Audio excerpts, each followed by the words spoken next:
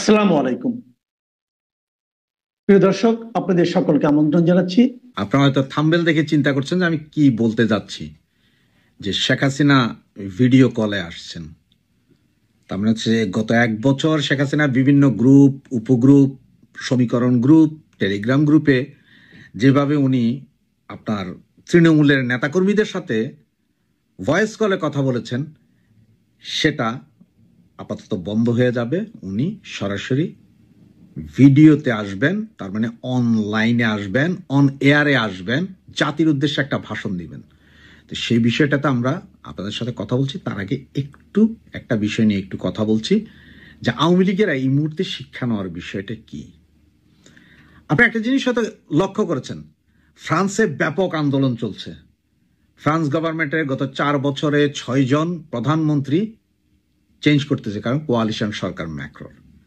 এবং আপনারা সম্প্রতি নেপালের অবস্থা দেখেছেন, যেটা নেপালের অবস্থাটা বাংলাদেশের সাথে একদম সরাসরি কপি পেস্ট বলতে পারেন, যে বাংলাদেশটা থেকে কপি করে পেস্ট, লুটপাট, আগুন জ্বালাও, সবই একই রকম, একই সাইন, একই জিনিস। শুধুমাত্র একটা জিনিসই বাকি, সেটা হচ্ছে যে নেপালের কোনো লোক বা কোনো একটা গ্রুপ, কোনো একটা মন্ত্রী মিনিস্টারের কারো ওয়াইফের কাপড় চোপড় ব্রা নিয়ে মিছিল করা, এতটুকু ছাড়া বাকি সবটাই বাংলাদেশের সাথে মিল। তবে আমার মনে হয় যে নেপালের লোকজন আমাদের বাংলাদেশের চেয়ে লোকজনের চেয়ে শিক্ষিত, যার কারণে তারা মহিলাদের ওই সব ব্রা পেন্টি নিয়ে মিছিল করে নেয়, যেটা আমাদের দেশের জেনজি প্রজন্ম করেছে। তো সবচেয়ে মজার বিষয় কি, অনেকে হয়তো খেয়ালও করেন নাই, 240 বছর নেপালের রাজতন্ত্র চলেছে। 2008 সালের পর থেকে নেপাল গণতন্ত্রের পথে হেঁটেছিল, এবং সেই গণতন্ত্রের পথে হাঁটতে গিয়ে 18 বার, 24 বছরে 18 বার তাদের মন্ত্রী পরিষদ থেকে শুরু করে সবকিছু চেঞ্জ হয়েছে, কারণ ওটা ছিল পিআর পদ্ধতি, পিআর পদ্ধতি।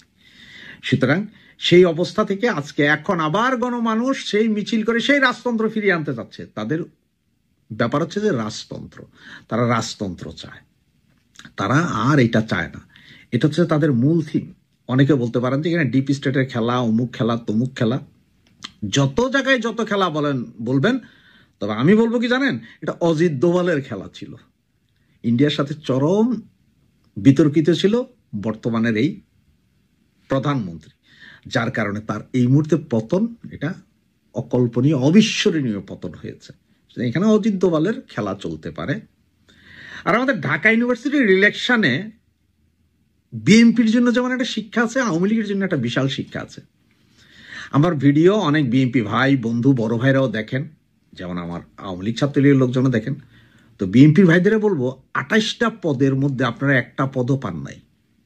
2টা পদ বাম সংগঠন পেয়েছে, বাকি সব জামাতে ইসলাম পেয়েছে। এর থেকে আপনাদের শিক্ষা কি দেখছেন, যে আগামী নির্বাচন, এই যে নির্বাচন হবে, সেই নির্বাচনে আপনাদের 300 আসনের মধ্যে আপনারা কয় আসন পাবেন, সেটা কিন্তু এখন দেখার বিষয়, বোঝার বিষয়। আর আপনারা এখন বলছেন, হাইপ তুলছেন যে আওয়ামী লীগ ছাত্রলীগ সমস্ত কিছু দিয়ে যাচ্ছে, আওয়ামী লীগ ভোট দিচ্ছে। না রে ভাই, আওয়ামী লীগ তো নাই, আপনাদের হিসেবে তো আওয়ামী লীগ নাই, আওয়ামী লীগের কোনো লোকজন নাই, এদের কোনো ভোট নাই। তবে সাধারণ পাবলিক সবাই তো আর রাজনীতি করে না। ঢাকা ইউনিভার্সিটিতে সাধারণ পাবলিক হাজার হাজার আছে। যেমন আমার ভাই ভাগ্নি আছে, আরেকজনের বোন আছে, আরেকজনের আত্মীয় স্বজন আছে, সবাই আছে। তা আপনাদের নৃশংসতা গত 1 বছর সবাই দেখেছে না? যেমন ধরেন, এমনও অনেক লোক আছে যারা কোনো রাজনীতি জানি, কিছু জানি, কিন্তু আপনাদের অত্যাচার, অবিচারে গত 1 বছর যে দুর্বিষহ কষ্ট করেছে, তারা সবাই বলেছে যে দূর, বিএনপি ঢাকা ইউনিভার্সিটি আছে, তোমরা পড়ালেখা করতে হবে, তার চেয়ে শিবিরের দিয়া দাও। অন্তত বিএনপি থাকবে শিবিরের ভয়ে, শিবির থাকবে বিএনপির ভয়ে, 2 গ্রুপের ভয়ে তোমরা ভালোভাবে পড়ালেখা করে চলে আসতে পারবে। এই জন্যই আপনাদের আজকের এই পতন। এখান থেকে আপনাকে শিক্ষা নেবেন যে আপনাদের কি করা উচিত। সারা বাংলাদেশের যত মব হয়েছে, আওয়ামী লীগ নেতা কর্মী সমর্থকদের ঘরবাড়ি যা ভাঙা হয়েছে, সবকিছুই আপনারাই ভেঙেছেন। আপনারা ছাড়া আর কেউ করে নাই। যতগুলো মামলা মোকদ্দমা, সবগুলোতে বিএনপির নেতারা মামলা করাইছেন। আপনারা নিজেরা ইচ্ছা মতন করেছেন। তা আপনারা আওয়ামী লীগ ঠেকাইতে যায় যে নিজেরা ঠেকে গেছেন, এটা আর আপনারা বুঝেন নাই। আওয়ামী লীগকে ব্যান করতে গিয়ে আপনারা বললেন যে আমরা তো কিছু বলি নাই, চুপচাপ ছিলাম। কিন্তু যখন ব্যান্ড হয়ে গেল, তখন বললেন যে আমরা তো লিখিত দিয়ে আসছিলাম। আপনারা যে দোগলা টাইপের লোক বা ডাবল স্ট্যান্ডার্ড তা বুঝে গেছে এখানে। আপনারাও চাইছিলেন যে আওয়ামী লীগ ব্যান্ড হোক, আর আওয়ামী লীগ ব্যান্ড হওয়ার পর আপনাদের কি অবস্থা দেখেন। আর আওয়ামী লীগ নেতাকর্মীদের এখানে সবচেয়ে বোঝার যে বিষয়টা, সেটা হচ্ছে যে ঢাকা ইউনিভার্সিটির নির্বাচনে আমি আপনি, তোমরাও জানো আমরাও জানি, জামাত শিবির পাকিস্তানি সেই স্লোগান না, তোমরাও জানো আমরা জানি, আমাদের এখন লড়তে হবে কার সাথে? আওয়ামী লীগ নেতাকর্মীদের লড়তে হবে শিবিরের সাথে। বিএনপি আমাদের জন্য গন কেস। সুতরাং আমাদের এখন প্রধান প্রতিদ্বন্দ্বী হচ্ছে জামাত ইসলাম, বিএনপি না। জামাত ঠেকাও, কারণ বিএনপি নিজের দুষ্কর্মের কারণেই বিএনপি আজকে নাই হয়ে যাচ্ছে। তা আমাদের ফাইট দিতে হবে জামাতের সাথে। আমাদের তৃণমূল থেকে শুরু করে আমাদের সব জায়গায় যেমন আমাদের গ্রাস লেভেলে বিশাল একটা জনগোষ্ঠী আমাদের সমর্থন করে, তেমনি জামাতের একটা সমর্থন আছে। সুতরাং এখন চলবে হচ্ছে যুদ্ধ অপরাধী বা বাংলাদেশের স্বাধীনতা বিরোধী এবং স্বাধীনতাকামী। স্বাধীনতাকামী যারা আছে সকলে আওয়ামী লীগের সাথে আছে, আর স্বাধীনতা বিরোধীদের আছে জামাতের সাথে। সুতরাং আমাদের লড়তে হবে সরাসরি শিবিরের সাথে। এই কথাটাই এখন সবচেয়ে বড় জিনিস। আমরা যত বেশি এখন অ্যাক্টিভ হব, তত বেশি আমরা ফেস করব শিবিরকে, তত বেশি আমাদের জয়লাভ করব। আমাদের কেউ আইনা বসাই দিবে না। আওয়ামী লীগ পেছনের দরজা দিয়ে আসে না। সুতরাং আমরা আমাদের ক্ষমতা বলেই আসব, আমরা আমাদের জনশক্তির বলে আবার ক্ষমতায় ফিরে আসব। এটা আমাদের মাথায় রাখতে হবে। তো এখন আসি যে শেখ হাসিনার যে থাম্বেল, শেখ হাসিনা সরাসরি আসছেন, সেটা হচ্ছে যে বাংলাদেশ আওয়ামী লীগের প্রধান জননেত্রী বঙ্গবন্ধু তনয়া শেখ হাসিনা সিদ্ধান্ত হয়ে গেছে যে কোনো মুহূর্তে, আপনারা বললেন না যে ভাই এখনো আসছো না কেন, কালকে আসছো না কেন, পরশু না, ওনার যে সিদ্ধান্ত যে কোনো মুহূর্তে উনি জাতির উদ্দেশ্যে ভাষণ দেবেন। তবে এবার হবে যে ভিডিও লাইভে, রেকর্ডিং ভিডিও তারা ভিডিও লাইভে আসবেন আর সেটা প্রচার করবে। যেহেতু বাংলাদেশের কোনো গণমাধ্যম প্রচার করবে না, সেহেতু ওয়ার্ল্ডের বিভিন্ন গণমাধ্যম সরাসরি প্রচার করবে। যেমন আওয়ামী লীগের পেজ, ছাত্রলীগের পেজ সরাসরি প্রচার করবে, ইন্ডিয়ার বিভিন্ন অনলাইন টিভি চ্যানেলগুলো প্রচার করবে। আর সবচেয়ে বড় কথা হচ্ছে যে রাশিয়ান আরটি চ্যানেল এবং ইউরোপের 3-4টি চ্যানেলের সাথে অলরেডি কথাবার্তা হয়েছে, ইংল্যান্ডের বেশ কিছু অনলাইন টিভি চ্যানেল কথা হয়েছে, তারা সকলে একযোগে প্রচার করবে। সেটা কবে কখন প্রচারিত হবে সেটা আপনারা সবাই জেনে যাবেন। তবে খুবই সহসা, বেশি দিন না, এটা আর 2 বছর 1 বছর না, যে কোনো মুহূর্তে যে কোনো দিন প্রচার হবে। জয় বাংলা, জয় বঙ্গবন্ধু। আজ শুক্রবার, ছুটির দিন। বাংলাদেশের রাজনৈতিক উত্তেজনার টেনশনে আমরা আসলে সবাই খুব স্ট্রেসড হয়ে আছি। এভাবে স্ট্রেসড হয়ে থাকলে আমরা তো মানসিকভাবে অসুস্থ হয়ে পড়ব। আজকের এই সংক্ষিপ্ত পর্বের শেষে আপনাদের জন্য রয়েছে একটি বিশেষ বোনাস, দেখতে ভুলবেন না। আর আজকে কথা বলবো বেসিক্যালি জাহাঙ্গীরনগর বিশ্ববিদ্যালয় ছাত্র সংসদ নির্বাচন নিয়ে। 9 সেপ্টেম্বর মঙ্গলবার ডাকসু নির্বাচন হলো। সেই নির্বাচনে কারচুপি হয়েছে, কেমন হয়েছে নির্বাচনের মান, এটা নিয়ে বহুত আলোচনা হয়েছে, আপনারা জানেন। এরপরে আমরা 2 দিন পরেই গতকাল বৃহস্পতিবার 11 সেপ্টেম্বর জাহাঙ্গীরনগর বিশ্ববিদ্যালয় ছাত্র সংসদের নির্বাচন দেখলাম। কেমন হয়েছে এই নির্বাচন? এই নির্বাচন কেমন হয়েছে এটা প্রথমে আমরা একটু অধ্যাপিকা শামীমা সুলতানের কাছ থেকে শুনে আসি। শামীমা সুলতানা হলেন জাহাঙ্গীরনগর বিশ্ববিদ্যালয়ের বাংলার অধ্যাপিকা।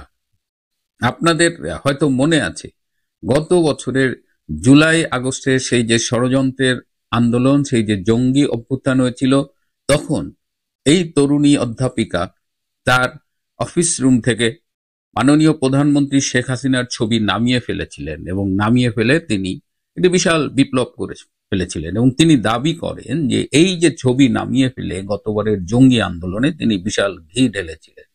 তার মানে এখন যেহেতু আমরা জানছি যে গতবার সেটা ছিল সামরিক এবং জঙ্গিদের একটা কূ, সেই কুয়ের জাহাঙ্গীরনগর বিশ্ববিদ্যালয় শাখার অন্যতম কুশীলব ছিলেন এই অধ্যাপিকা শামীমা সুলতানা। তিনি সংস্কারের কথা বলেছেন, তিনি আমাদের একটা সুষ্ঠু নির্বাচনের স্বপ্ন দেখিয়েছিলেন। আসুন আমরা এবার তার ক্যাম্পাসে এই ডাকসু নির্বাচন কেমন হচ্ছে তার মুখেই শুনে আসি। অবজেকশন দেখা দিয়েছে এবং সেই মার্কারটা হলো পার্মানেন্ট না, সেটা ধুইলে সেটা চলে যাচ্ছে। এটা নিয়ে ফজিলাতুন্নেসা হলে কথা হয়েছে, এটা নিয়ে জাহানারা ইমাম হলে কথা হয়েছে। আমি জাহানারা ইমাম হলে আছি, মেয়েরা আমাকে বলেছে যে আমি হলাম বাংলা বিভাগের অধ্যাপক শামিমা সুলতানা। হ্যাঁ, আপনাদের মনে আছে কিনা যে এই জুলাই আগস্টে আমার মনে হয় সবচেয়ে মুখ্য ভূমিকাটা আমি পালন করেছি, কিন্তু আমি যে ধরনের নির্বাচন দেখছি আমি হতাশ হয়েছি, কারণ সবাই চেয়েছে তার গণতান্ত্রিক অধিকারটা এখানে প্রতিষ্ঠিত করার জন্য, কিন্তু আমার মনে হয় সেখানে গণতান্ত্রিক অধিকার প্রতিষ্ঠিত হচ্ছে না। এবং আমি প্রক্টরকে অনেকবার ফোন করেছি, প্রক্টর ফোন ধরে নাই। আমি ভিসিকে ফোন করেছি, আমি ভিসির ফোন নাম্বার আমি বন্ধ পেয়েছি। এইগুলি আপনারা নিরপেক্ষ জায়গা থেকে এইগুলি আপনারা দেখবেন। কেমন দেখলেন? আমি কিন্তু ব্যাপারগুলো খুব উপভোগ করছি। আমি জানি না আপনাদের কেমন লাগছে। এই নির্বাচনের ইন্টারেস্টিং দিকগুলো কি জানেন? এই যে বাংলাদেশে গত 1 বছরে বিএনপির এবং তার অঙ্গ সংগঠনের নেতা কর্মী চেলা চামুন্ডাদের যে ভাব, তারা কিন্তু একেবারে ক্ষমতায় এসেই গেছে। তাদের লুট পাট, অত্যাচার, নির্যাতন, ধর্ষণ, এগুলো মানে আরব্য রজনীর মতো, এগুলো বলে শেষ হবে না আর কি। হ্যাঁ, কিন্তু এটা নিয়ে তাদের কোনো সাংগঠনিক তৎপরতা ছিল না। আমি তো এখন ভাবছি যে এটা আসলে জাতীয়তাবাদী দেউলিয়া দলে পরিণত হয়েছে। হ্যাঁ, এবং এটার এই দলের কোনো কমান্ড নাই কারো উপরে। মাঝে মধ্যে এরে বহিষ্কার করে, ওরে বহিষ্কার করে, লন্ডন থেকে হুঙ্কার আসে, কিন্তু কাজের কাজ কিছুই হয় না। অন্যায় অপকর্ম বেড়েই চলছে এবং সারা দেশে এই বিএনপি এবং তার অঙ্গ সংগঠনের নেতা কর্মীদের উপরে মানুষের কিন্তু ব্যাপক ক্ষোভ জন্মেছে এবং সেই ক্ষোভের কিছুটা আউটবাস্ট আমরা দেখছি। সেইটার সুযোগকে কাজেও লাগাচ্ছে এই জামাত ইসলামী। এই অবস্থায় গতকাল জাকসু নির্বাচনে, সব নির্বাচনেই তো আমাদের ধারণা ছিল ছাত্র দলের ল্যান্ডস্লাইড ভিক্টরি হবে, কিন্তু ডাকসু নির্বাচনে তো হারছেই, গোহারা হারছে। জাকসু নির্বাচনে দেখেন, নির্বাচন পুরো সময়টা তারা টিকে থাকতে পারেনি। নির্বাচনের শেষ দিকে এসে তারা এই নির্বাচন বর্জন করেছে। এই ডক্টর ইউনূসের ক্ষমতার লার্জেস্ট স্টেক হোল্ডার তো বিএনপি। তারা কেন ইউনূসের সরকারের আমলে নির্বাচন বর্জন করবে? আসুন আবার ভিডিওটা দেখি। এই ছাত্র দলের ভিপি ক্যান্ডিডেট এই নির্বাচন বর্জন করে ভুয়া ধ্বনির মুখে ক্যাম্পাস ত্যাগ করছে।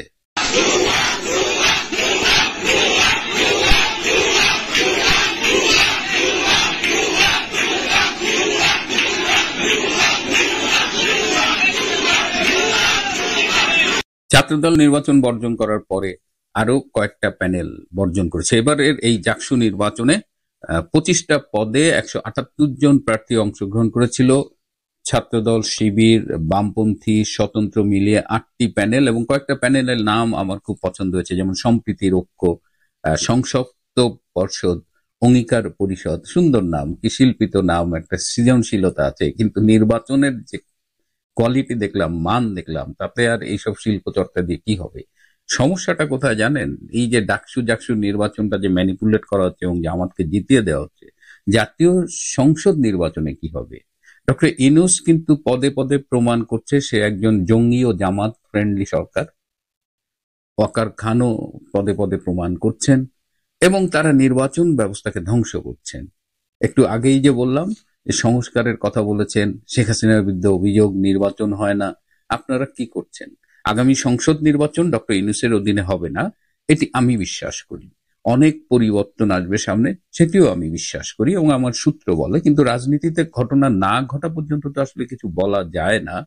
তাই যদি মর্নিং শোজ দ্য ডে হয়, যদি এই হয় ইউনূসের আমলে নির্বাচনের অবস্থা, তাহলে জাতীয় সংসদ নির্বাচন কেমন হবে এবং সেই নির্বাচনে বিএনপির জন্য কি ফলাফল অপেক্ষা করছে, এটা নিশ্চয়ই আপনারা বুঝতে পারছেন। যতই লন্ডন থেকে তারেক রহমান ওই মার্কিন chargé d'affaires Tracy and জ্যাকবসনকে ফোন করেন, যতই ট্রেসি গিয়ে জামাতের আমিরের সাথে নেগোশিয়েট করার চেষ্টা করেন, যেটা আমি আমার আগের পর্বে বলেছি, লাভ নাই। বিএনপি যদি এই অবস্থা চলতে থাকে, আগামী নির্বাচনে তাদের হাতে হেরিকেন ধরায় দেওয়া হবে, একদম নিশ্চিত। আচ্ছা, এই যে নির্বাচনগুলো সুষ্ঠু করার জন্য সরকারের কোনো চেষ্টা আছে? আসুন একটু স্বরাষ্ট্রমন্ত্রীর কাছে শুনে আছি তিনি কিভাবে চেষ্টা করছেন। এখন আপনারা আল্লাহর কাছে দোয়া করবেন জাহাঙ্গীরনগরের নির্বাচনটা যেন সুষ্ঠু এবং শান্তিপূর্ণ হয় এবং উৎসব। তিনি আমাদের কাছে বলেছেন যে আমরা যেন দোয়া করি, আল্লাহর কাছে দোয়া করি যেন জাকসু নির্বাচনটা ভালো হয়। আচ্ছা বলেন, কোন লেভেলের গর্ধ ভিতরে, কোন লেভেলের ফাউল একটা স্বরাষ্ট্র উপদেষ্টা হইতে পারে যে নিজের দায়িত্ব ভুলে আসে আমাদের বলতেছে আল্লাহর কাছে দোয়া করতে, এবং আল্লাহ তো আমাদের দোয়া শোনে নাই। জাকসু নির্বাচন যা হয়েছে, আল্লাহ তো আমাদের দোয়া শুনলো না, স্বরাষ্ট্র উপদেষ্টার দোয়া শুনলো না, তাহলে এখন আমরা কোথায় যাব? যাই হোক, অনেক সিরিয়াস আলোচনা করেছি, শুরুতেই বলেছিলাম। আরেকটা অনুরোধ করছি, যারা আমার চ্যানেলটি দেখছেন কিন্তু এখনো সাবস্ক্রাইব করেনি, তাদের প্রতি একটা অনুরোধ রইবে সাবস্ক্রাইব করবার জন্য। যারা দেশের বাইরে থাকেন তারা চাইলে এই সাবস্ক্রাইব করার পাশাপাশি এই চ্যানেলের মেম্বারশিপ নিতে পারেন। এটা খুব একটা নমিনাল ফি দিয়ে মান্থলি মেম্বার হওয়া যায়। তো আসুন আমরা এই বোনাস নৃত্যটা দেখি। তা আমি বিদায় নিচ্ছি, আজ এ পর্যন্তই। ভালো থাকবেন, সুস্থ থাকবেন, তার চেয়েও জরুরি হলো নিরাপদে থাকবেন। সবাইকে অনেক ধন্যবাদ।